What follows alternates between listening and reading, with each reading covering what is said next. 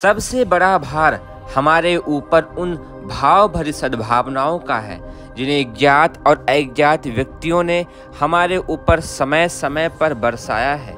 सोच नहीं पाते कि इनका बदला कैसे चुकाया जाए। ऋण हमारे ऊपर बहुत है। जितनी आत्माओं का, जितना असीम प्यार, जितनी आत्मीयता और स्वजनता ने हमने पाया है, उसकी स्मृति से जहाँ एक बार रोम रोम पुलकित हो जाता है, वहाँ दूसरे ही क्षण यह सोचते हैं कि उनका बदला कैसे चुकाया जाए। प्रेम का प्रतिदान भी तो दिया जाता है, लेकर के तो नहीं चला जाना चाहिए। जिससे पाया है उसे देना भी तो चाहिए। अपना नन्हा सा कलेवर, नन्हा सा दिल, नन्हा सा प्यार किस किस का कितना प्रतिदान चुका सकने इससे संभव होगा। यह विचार आते ही चित्त बहुत भारी और बहुत उदास हो जाता है। जिन्होंने हमारी कुछ सेवा सहायता की है, उनकी पाई पाई चुका देंगे। न हमें स्वर्ग जाना है और न मुक्ति लेनी है। 84 लाख योनियों के चक्र में एक बार भगवान से प्रार्थना करके इसीलिए प्रवेश करेंगे कि इस जन्म में जिसने जितना जितना उपकार हमारे को किया है, जितनी सहायता की है, उसका एक एक कण ब्याज सहित हमारे उस 84 लाख चक्र में भुगतान कर दिया जाए।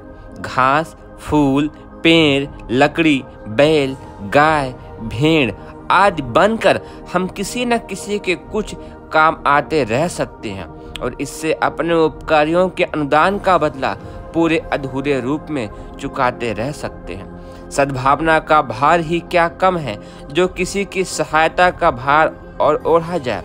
यह सुविधा भगवान से लड़ झगड़ कर प्राप्त कर लेंगे, पर जिन्होंने समय समय पर ममता भरा प्यार हमें दिया है, हमारी तुच्छता को भुलाकर जो आदर, सम्मान, श्रद्धा, सद्भाव, स्नेह एवं अपनत्व प्रदान किया है, उनके लिए क्या कुछ किया जाए समझ में नहीं आता है।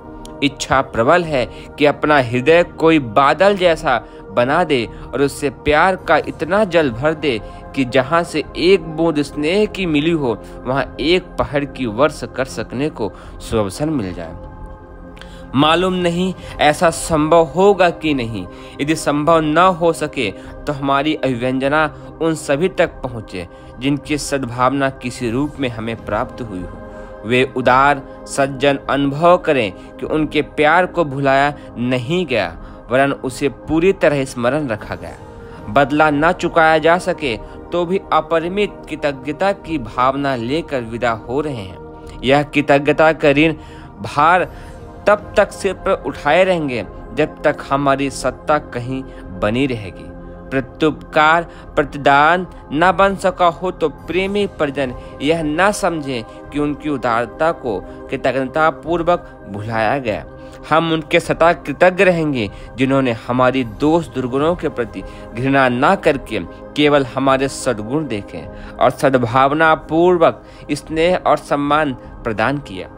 मन की दूसरी व्यथा जो खोल कर रखनी है वह यह है कि यह शरीर 60 वर्ष की लंबी अवधि तक अंग्रेज मनुष्यों और जीव जंतुओं की सेवा सहायता से लाभ उठाता रहा है। जीवन धारण करने की क्रिया में असंख्यों की ज्ञात अज्ञात सहायता लाभ मिला है। अंत में ऐसे शरीर का क्या किया जाए, सोचते हैं यह मरते मरते नष्ट होते होते किसी के कुछ काम आ सके, जिसकी कुछ सार्थकता बन जाए। मौत सबको आती है, जरा जिन शरीर के तो वह और भी अधिक निकट होती है। आज नहीं तो कल हमें भी मरना है। कहीं अज्ञात स्थिति में यह जल जाए तो बात दूसरी है, अन्यथा मनुष्यों की ही पहुंच के भीतर की स्थिति में प्राण निकले तो उस विकृत कलेवर का धूमधाम से संस्कार प्रदर्शन बिल्कुल न किया जाए। हमने वसीयत कर दी है और इस घोषणा को ही वसीयत मान लिया जाए कि मरने से पूरी मौत से पहले ही, जब तक जीवन विद्यमान है, सारा रक्त निकाल लिया जाए और उसे किसी आवश्यकता वाले रोगी को दे दिया जाए। अब आंखें, फेफड़े, गुर्दे, दिल आदि अंग दूसरों के काम आने लगे, तब तक शायद चमड़ी, मांस, हड्डी आदि का भी कुछ उपयोग दूसरे रोगियों को अंग लगाने में होने लगे। जो भी अंग किसी के काम आ सकता हो तो उसे सरकारी संरक्षण में प्रसन्नतापूर्वक निकाल लिया जाए और उनकी जहां भी आवश्यकता समझी जाए प्रयोग कर लिया जाए। पूर्ण मौत के समय यह चीज बेकार हो जाती है। इसलिए अधूरी मौत के समय जबकि डॉक्टर अपने विवेक के अनुसार शरीर का उपयोग ठीक समय समझे तभी थोड़े सजीव अवस्था में ही अंगों का उपयोग कर लिया जाए और इस उपयोग में कोई बाधक न बने। बचे हुए ढांचे को डॉक्टर स्कूल के छात्रों को शरीर के ज्ञान प्रशिक्षण प्राप्त करने के लिए दे दिया जाए और इसके उपरांत उस बचे कलेवर को किसी ऐसी जगह सुनसान में डाल दिया जाए जहां गिद्ध, सियार तथा कीड़े मकोड़े उससे कुछ तृप्ति प्राप्त कर लें। इतने पर भी शायद कुछ हड्डियां बच रहें, उनका खाद बना लिया जाए और उसे किन्हीं वृक्ष की जड़ में गाड़ दिया जाए।